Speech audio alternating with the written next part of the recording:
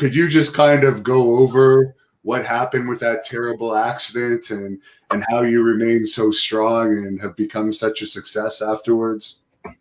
Yeah, it was a freak thing, and to your first point, it could have happened to anybody, any of us at any time. I mean, we all lived life in the fast lane. We traveled, we worked 300, 45 days plus a year, and traveled in cars and airplanes all the time. I had near misses in what could have been a plane crash.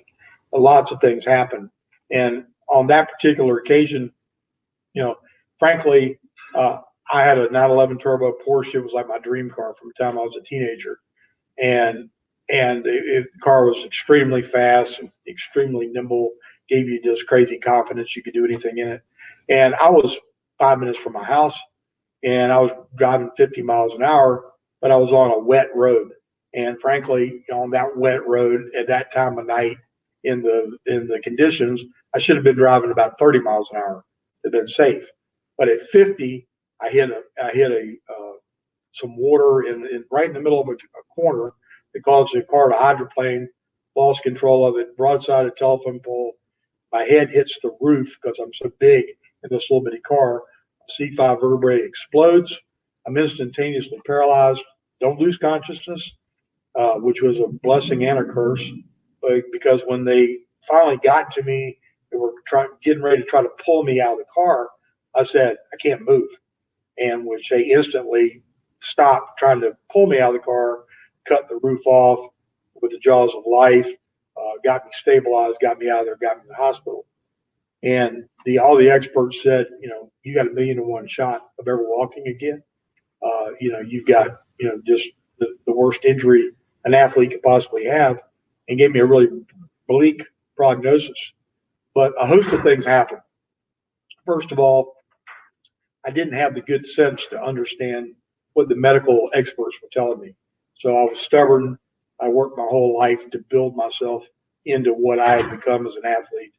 And so I had a determination there. But I also had a faith inside me, first of all, that God hadn't brought me through all I'd been through just for life as I knew it to be over with at 27 years old. So I purposed myself that I had been allowed to play this superhuman character on TV for all these many, many months and years. And that now I have an outpouring of literally hundreds of thousands of letters coming into this hospital where they had to hire more people to work the telephones to try to answer and questions and things that were coming about. And I said, win, lose, or draw, if I don't ever step foot in a ring again, I refuse to quit and to be yet another statistic for somebody to say, oh, well, poor pitiful him.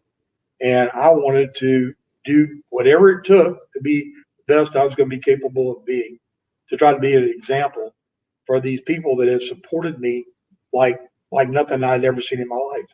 We had literally had millions of people watching this program, and now I'm getting letters from doctors, from lawyers, professionals, all people, all walks of life, and they genuinely care about Terry Allen. And so now Magnum T.A. has a choice. I can either become that statistic that doctors have given me this prognosis, or I can dig in and walk the walk that I talked about all these years. And that was my thing. I wanted to find out whatever the watermark was that I was able to get back to, which I did walk out of the hospital 5 months later under my own power, and never regained all the physical capabilities that I once had, but ended up being blessed in a whole other set of skills that I didn't even know I had. And so now 2020, stepdad to 5 kids, father of 3, managed to support them and take care of them as they've grown up. And and I'm thankful every day to God that I wake up with another opportunity to do my best every day and show people that quitting really isn't an option. You know, you've got to persevere, and you've got to have faith. You know, I believe the good Lord had a plan for all of us, and certainly He had one way bigger than me. Than that 6 years that I was in professional wrestling, that was a magic time in my life. Yet it made up this small microcosm that we're still talking about to this day, but it doesn't make up but a very small part of the man that, I feel like I've become. You continued on in the wrestling business a little bit after, and then I guess you went into other domains. What made you get out of the wrestling business? It was a very weird place to be at 28, to be someone who should still be a performer and still be, in the ring, utilizing those skills that I had worked on so hard, where I had all the head knowledge because of the years of listening to Eddie and listening to Bill Watts and watching how productions, take place, and learning psychology from Dusty. I had avenues and things that I could have added and been a contributor, and that was my intent. But because an evolution had taken place between 86 and 88, where the players now were not just the performers like I had been.